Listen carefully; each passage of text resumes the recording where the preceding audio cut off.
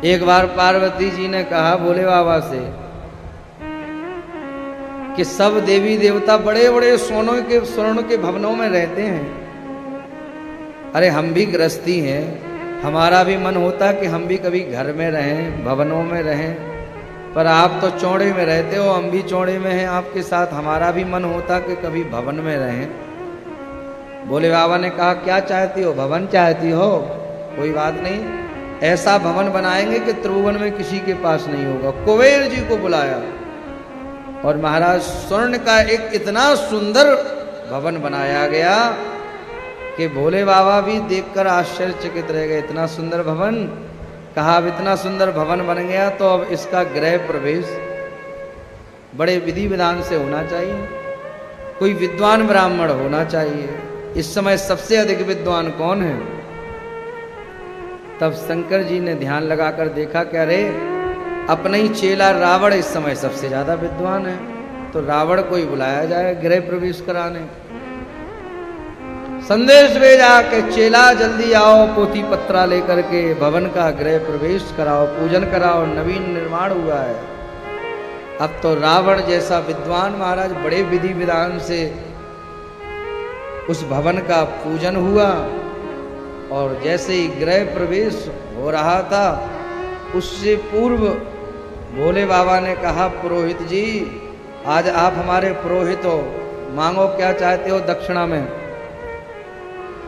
रावण ने सोचा कि ये तो अवडर दानी है, जो चाहो सो मांग लो, और ये तो खुद कह रहे हैं कि प्रसन्न है, जो चाहो सो मांग लो।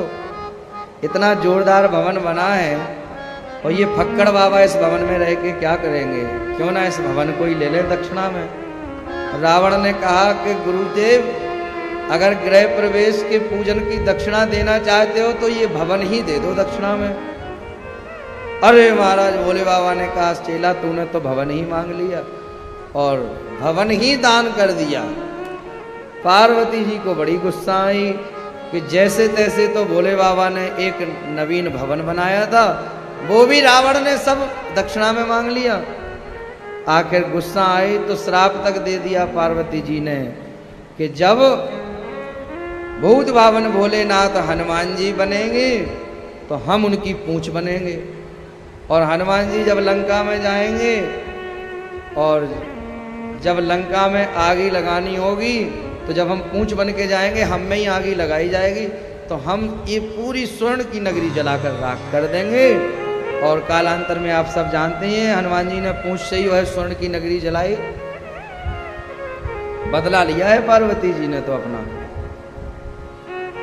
कहने का भाव ये है भूत भावन भोलेनाथ इतने सरल देवता हैं, कुछ भी मांग लो सब कुछ दे देते हैं, क्षण भर में प्रसन्न हो जाते।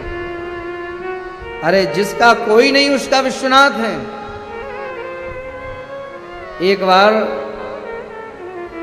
भूत पेट पिशाच डाकनी साकनी सब रोते रोते पहुंचे और भोले बाबा से कहा प्रभु हमारी बड़ी दुर्दशा है, लोग बोतलों में बंद करा के गड़वा देते हैं और कहीं बागेश्वर धाम में सन्यासी बाबा के चक्कर में पड़ गए तो खूब चमीटा की मार लगती है।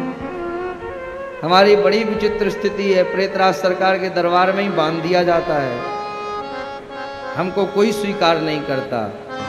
भोले बाबा ने कहा जिसको कोई स्वीकार नहीं करता, जिसका कोई नहीं उसका विश्वनाथ है, सब आ जाओ। और सबको अपना लिया, भूत प्रेत पिशाच डाकनी शाकनी सबको।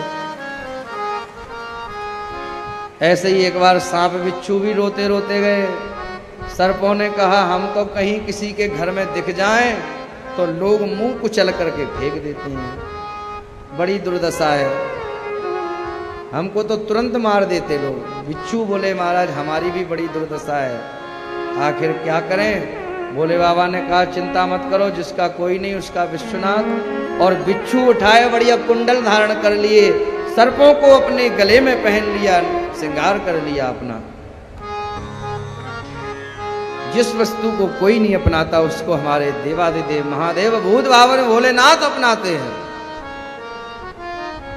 आक धतूरा